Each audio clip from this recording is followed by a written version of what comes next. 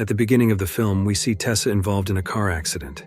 Because of the accident, she falls into a coma and suffers liver damage. Fortunately, she receives a compatible liver transplant. There's a flashback scene to 128 days before the accident, where one morning Tessa prepares to take her camera and travel somewhere. Her mother offers her breakfast, but Tessa doesn't feel like eating. After leaving, her parents briefly discuss Tessa's behavior, who has been adopted for a year but still doesn't consider them her parents. The scene continues with Tessa taking several pictures in different spots. This is her task to fill the school holiday time. After finishing taking pictures, she proceeds to watch a movie at her favorite cinema. It's still very early, and she is the first audience member. Soon after, Sky enters the cinema. Tessa remembers that Sky was once one of her photo subjects when she was at the beach tower. The movie being played is in French without subtitles. Tessa intends to protest to the cinema owner, but Sky moves next to her seat and offers to translate. Although Tessa initially refuses Sky's offer and chooses to go home, Sky convinces her that the movie has a great story. Eventually, they spend 3 hours watching a romantic movie with a very sad ending, causing Tessa to shed tears. They get into a debate over differing opinions. Tessa believes that love stories generally always end sadly, including movies like Romeo and Juliet and Titanic. Meanwhile, Sky feels not all love stories have sad endings, and Tessa says that's because the writer hasn't finished their story. Their debate is interrupted when the cinema owner scolds them and asks them to leave. Outside, Sky thanks Tessa for allowing him to whisper for 3 hours by her side. Tessa also thanks him for the translation. However, they still don't know each other. After saying goodbye, Sky tells her his name from a distance, and so does Tessa. Both hope to meet again. After Sky leaves, Tessa goes back into the cinema to retrieve her forgotten jacket. Then she sees that Sky's hat is also left behind. She intends to return it to Sky, but he is no longer around.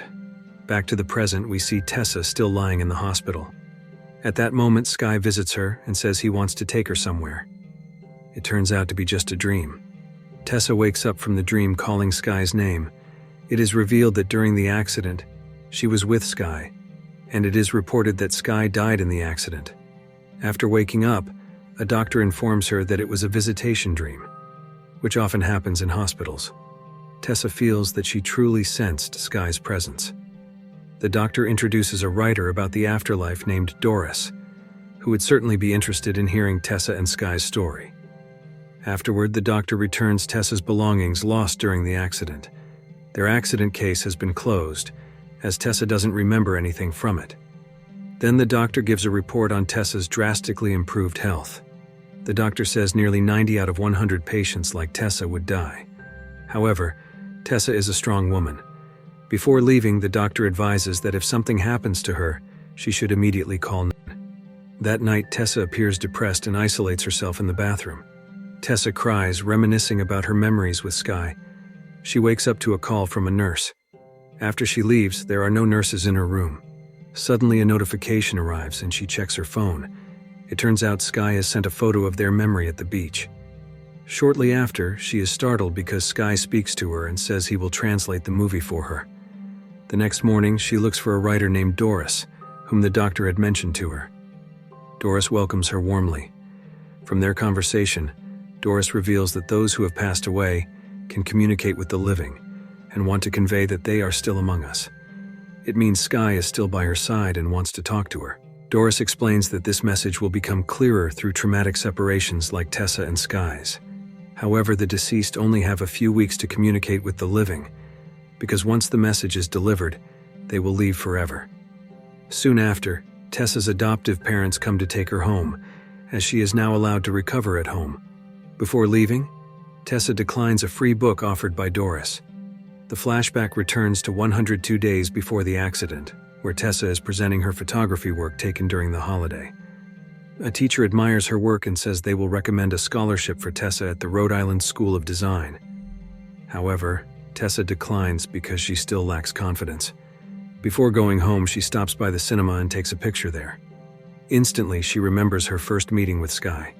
At home, she prints her photographic work. The next day, she is with her best friend Shannon. A man named Cortez from the sports department approaches them, asking for help to document their participation in a rowing championship. Tessa initially refuses, but eventually agrees because Shannon accepts Cortez's request, as she is interested in Cortez's colleague Judd. The next day, Tessa and Shannon sit among the judges to document the championship. Although she initially feels forced to take photos, her mood improves after seeing Sky compete. She then focuses her camera on Sky and his partner. Sky wins the championship, and before leaving, Tessa wants to approach him. Initially hesitant, Shannon persuades her to congratulate Sky on his victory.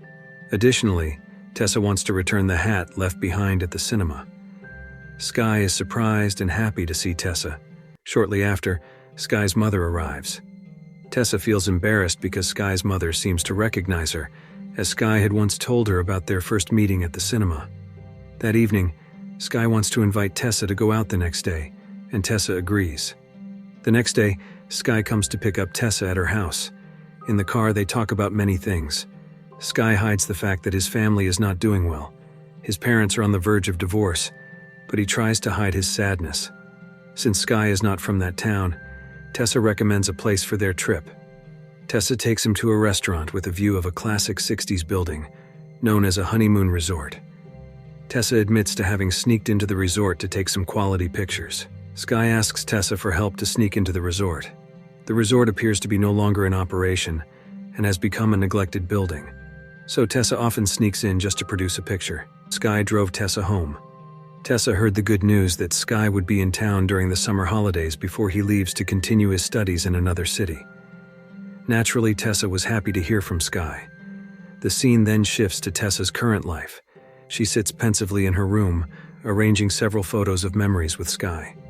Soon after, her mother calls her because Shannon has come to pick her up.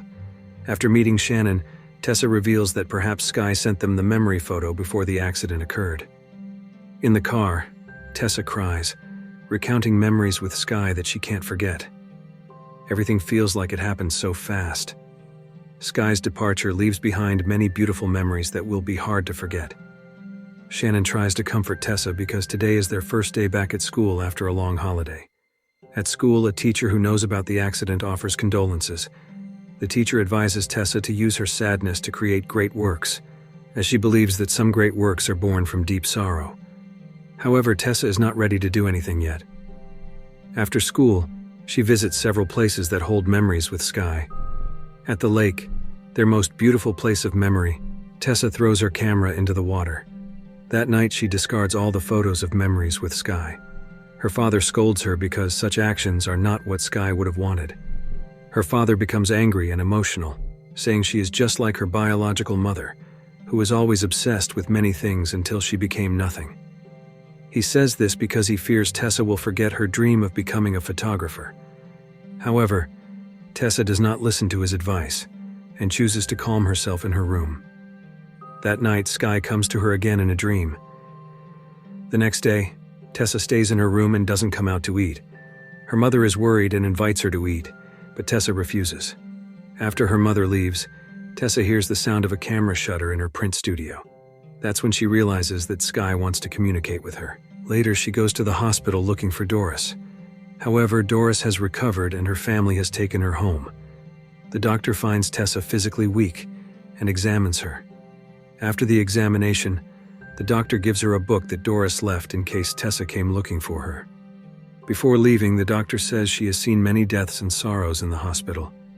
Looking back will never help anyone. There is life, there is death, and there is no place in between. However, Tessa says she will find that place. Returning from the hospital, she studies Doris's book and watches many videos Doris uploaded on YouTube. The flashback returns to 65 days before the accident. That day, Tessa, Sky, and Shannon, along with her boyfriend, are at the beach. Sky appears anxious after hearing news of his parents' divorce. Tessa tries to comfort him. After leaving the beach, they stop by Tessa's house. There, Tessa invites Sky into her print studio to print one of his photos. Sky looks through Tessa's photo albums and is amazed by her talent. Tessa gives him one of her best photos. Sky encourages Tessa to show her work to the outside world because he believes all her works have high commercial value. However, Tessa is not ready for that yet. Since it was late at night, Their conversation continued on the road to take Sky home.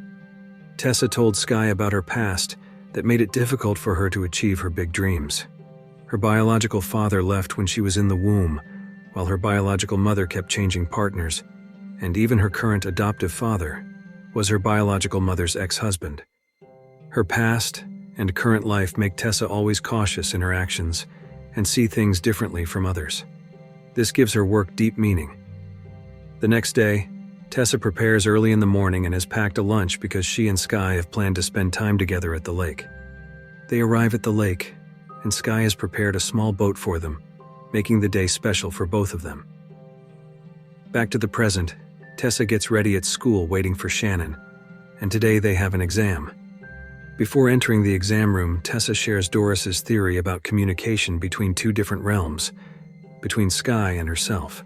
According to the theory, after someone dies, there is a waiting room where each spirit wants to convey messages that have not been delivered to those still living. Tessa feels that Sky wants to see her and talk to her one last time, so they can truly say goodbye to each other. However, Shannon does not believe in the theory and asks Tessa to focus on the upcoming exam. During the exam, Tessa is startled when her pencil moves on its own. Even when she holds the pencil, her hand is moved, causing her to scribble on her exam paper. Suddenly, all the phones in the room ring, forcing the teacher to stop the exam. After the incident in the exam room, Shannon starts to believe in Doris's theory. Flashback to 11 days before the accident, Tessa and Sky are at an art gallery showcasing works by an artist named Julian. Tessa appears upset because Sky sold the artwork she had given him specifically. Sky explains that he only wanted to help expose her work because he is not short of money at all. Sky's goal is to make her confident enough to continue her studies at RSID and obtain a scholarship. However, Tessa is doubtful about continuing her studies, not just because of the cost, but also because of her doubts about life and the future, especially about love, which she believes never ends happily. Sky realizes why Tessa has never expressed her love for him. Disappointed, Sky decides to leave. The next day, Tessa works at the cinema and tries several times to send messages to Sky. She thinks about asking Sky out that night, but Sky replies that he can't because he is going to see his father. Tessa apologizes for her words the day before and says she misses him dearly. That night at home, she invites her mother to be photographed. But in truth, Tessa wants someone to listen to her heart outpouring. Her mother advises her to be brave and express her feelings. That same night, Tessa apologizes for her poor treatment of a woman who, although not her biological mother, has cared for her with love and affection. Back to the present, Shannon invites Tessa to her house. Shannon has read several books about communication with spirits from other realms. She has tried several methods, but none have worked.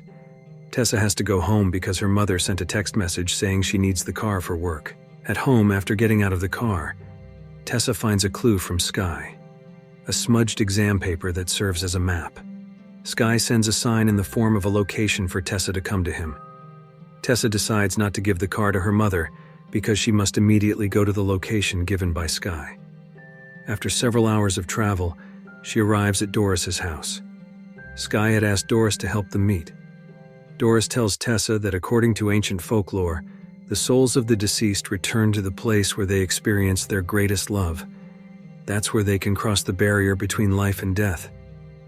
Tessa wants to visit that place immediately, but Doris warns her to be careful because if she crosses the barrier, she might not find her way back. Flashback to 5 days before the accident. Tessa and Sky meet at Shannon's birthday party. Tessa intends to express her feelings with 3 words: I love you. However, her intention turns to anger after hearing from a friend of Sky's about his move to another country. Tessa is upset because she enrolled at RSID according to Sky's wishes so they could stay together. But it turns out Sky is the one leaving her. Sky explains that he has to move to another country to take care of his ailing father after the divorce from his mother.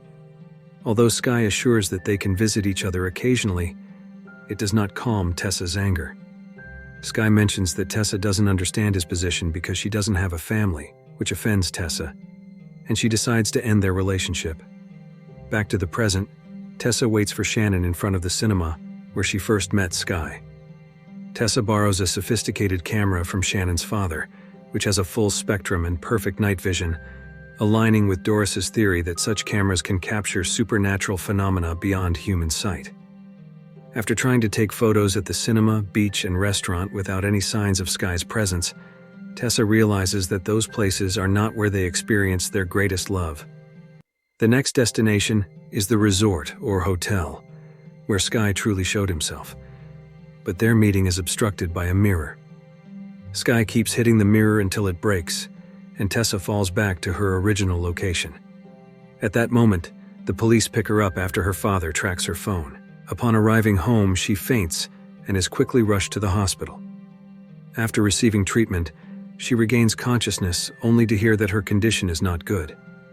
She is required to undergo surgery once her condition stabilizes due to a blood clot in the area of her previous operation. However, Tessa does not want to stay in the hospital as she doesn't have much time left for her final communication with Sky. She resists and wants to leave the hospital. The doctor promptly increases the sedative dosage to put her to sleep. That night, Sky comes and whispers that nothing can prevent their meeting. Tessa wakes up to the ringing of her phone. It turns out to be Shannon calling to inquire about her condition. Tessa informs her that she has successfully met with Sky, but they couldn't speak to each other, and now she knows the last place she must visit is the lake, where Sky declared his love for her. Shannon then decides to help her escape from the hospital and takes her to the lake. However, upon arriving at the hospital, she's confused about how to leave without being noticed. Suddenly, she realizes that Sky is helping them escape. Miraculously, the elevator doors open by themselves, and the nurses can't stop them because they are locked from the outside. On their journey, Sky takes control of the car, and the scene flashes back to the day of the accident. At that moment, two timelines converge into one. Tessa is critically injured and lying on the ground. Her soul rises, and she witnesses the accident. During their farewell, she declares her love for Sky. From that farewell, both acknowledge that they have no regrets about their time together, even though they will now be separated by distance and time, as Sky must go to another country. But shortly after, a car speeds towards them, and Tessa sees that it is Sky who shields her from the accident. Eventually, the two souls meet, as Tessa is in a coma or near-death state, and she spends time with Sky. A few days later, Tessa realizes she must return to life, which is not yet destined to end. Her final words to Sky are that her love for him will never cease. Sky's only message is for her to give their love story a happy ending, meaning he wants Tessa to continue living happily. The film closes with a new zest for life from Tessa. She now regards her adoptive parents as her own. On the other hand, she is invited to present her works, and the movie ends.